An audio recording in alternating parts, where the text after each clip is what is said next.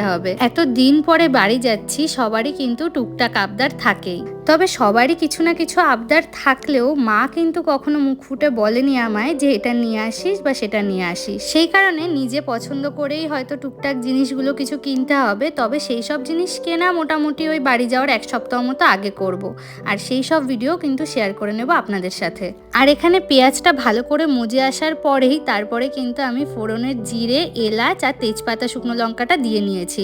আর এমনটা করার কারণ, এক দিদি কিন্তু আমাকে কমেন্টে একবার জানিয়েছিল যে ফোড়নটা পরে দিতে সবসময়, না হলে পেঁয়াজ ভাজার সাথে সাথে ফোড়নটা কিন্তু পুড়ে যায়। তো সেই কারণেই ভাবলাম এইভাবে একদিন চেষ্টা করে দেখি, প্রতিদিন তো একইভাবে করি।